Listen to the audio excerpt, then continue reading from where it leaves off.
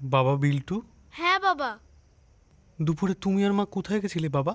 ওই বিশ্বকর্মা পুজো হচ্ছে না, ওখানে গেছিলাম। ও, সেখানে কি নাচের ক্লাস চলছিল? উফ, পারি না, আর পাচ্ছি না। ওহ, যতদিন না পাঁচুর মা আসছে, খাটতে খাটতে আমার হাড় মাস এক হয়ে যাবে। তা এখন আর প্রবলেম কি?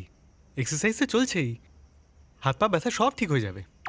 মানে তোমার লজ্জা করে না মনি? তুই পাশের গ্যারেজে গিয়ে নাচলে। প্রবলেমটা কোথায়? আমার নাচে, না পাশের গ্যারেজে গিয়ে বিশ্বকর্মা পুজোয় নাচে? দুটোতেই।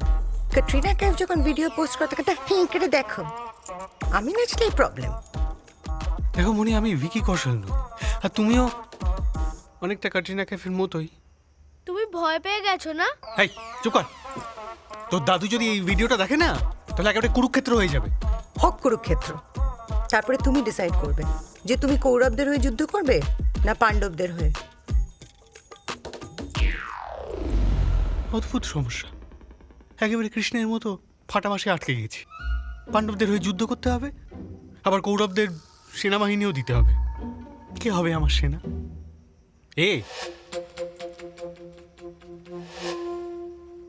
একটা জ্ঞান দিই আপনাদের, মানে বিবাহিত পুরুষদের, শুনুন।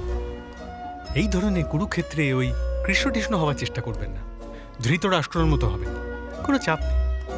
কে জিতলো কে হারলো তাতে আপনার কি? আপনি মহা আনন্দে বসে শুধু সঞ্জয়ের কাছ থেকে খবর নেবেন। কিন্তু এই কুরুক্ষেত্রে যে কি হবে শুধু ঈশ্বরই জানেন।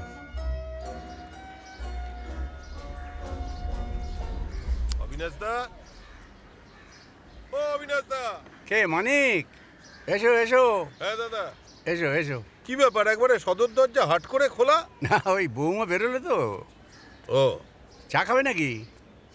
এইমাত্র করলাম, বৌমা বাড়ি নেই, কি করা যায় বলো তো? তাহলে থাক। হ্যাঁ থাক। হ্যাঁ থাক। বলো। তারপর অবিনাশ দা, হুম। বিশ্বকর্মা পুজোর ভোগ কেমন খেলেন? হ্যাঁ হ্যাঁ, খেলাম, বৌমা এনেছিল। হ্যাঁ হ্যাঁ, সামনে ওই যে গ্যারেজটা আছে, ওই গ্যারেজের পুজো ছিল আর কি ওটা। হ্যাঁ, দেখলাম তো হুম। আপনার বৌমা ওখানে খুব নাচছিল। হ্যাঁ হ্যাঁ, আপনার বৌমা কিন্তু নাচে ভালো। আসলে কি জানেন, ওই তো গ্যারেজের ছেলেগুলো নেশা করে রাস্তা বন্ধ করে উদ্দাম নাচ তাদের সাথে আপনার বৌমার। কিন্তু ওই যে বললুম, নাচে কিন্তু ভালো আপনার বৌমা।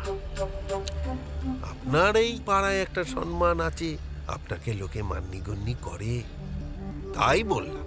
নালে আমার কি আছে বলুন?